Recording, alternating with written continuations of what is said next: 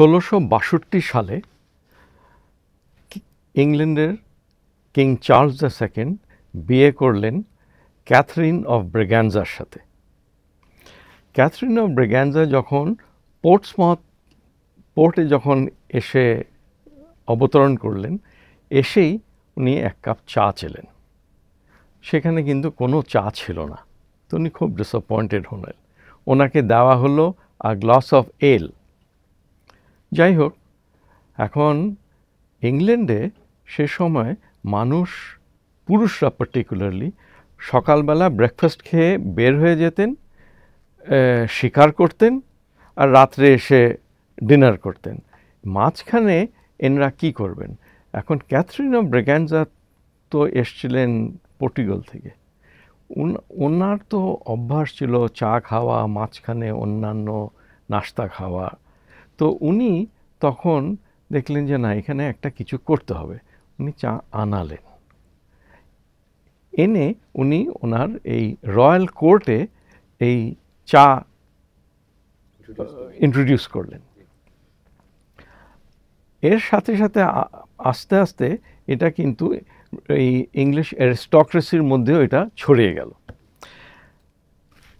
কিন্তু 1664 সালে প্রথম ওনরা চা কেনার জন্য একটা ফার্স্ট অর্ডার প্লেস করলেন 100 পাউন্ডের চা।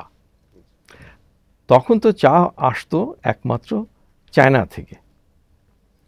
এখন এটা চলতে থাকলো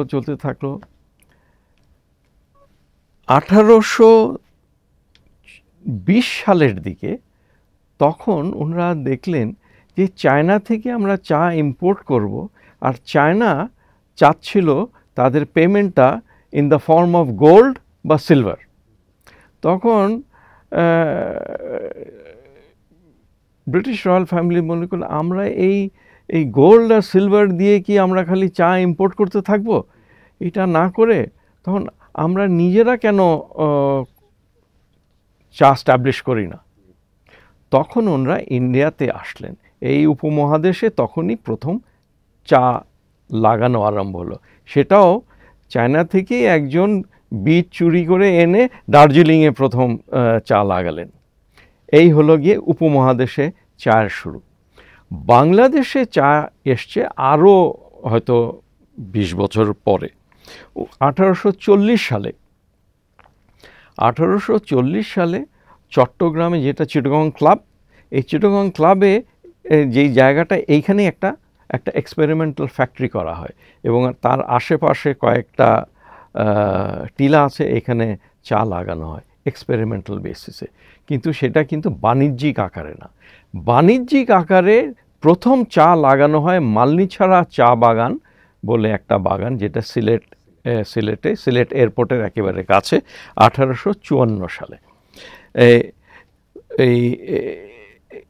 কিন্তু তারপর আস্তে আস্তে হয়তো বাগান বাড়ছে, কিন্তু রিয়েল পোস্টটা পেল 1867 সালে। একটা ঘটনা ঘটেছিল শ্রীলঙ্কাতে। তখন চা ছিল না, কফি প্লান্টেশন ছিল। এই 1867 সালে শ্রীলঙ্কান এই কফি বাগানগুলোর মধ্যে একটা ডিজিজ আসলো, কফি রাস্ট বলে। এই কফি রাস্টটা এসে শুনেছি অ্যাবাউট 200টা কফি বাগান নষ্ট হয়ে গেছিল। তখন তারা দেখলো যে ইন্ডিয়াতে তো চা লাগানো হচ্ছে, ব্রিটিশরা এখান থেকে চা নিয়ে যাচ্ছে, আমরা কেন চা লাগাই না? তখন তারাও চা লাগায় শ্রীলঙ্কাতে, তখন তারাও চা লাগাতে আরম্ভ করলো বেশ বড় আকারে।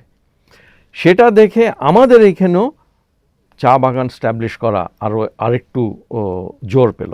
এখানে তারপরে একটার পর একটা চট্টগ্রাম বলেন, সিলেট অঞ্চলে বলেন, চা লাগানো আরম্ভ হয়ে গেছিল।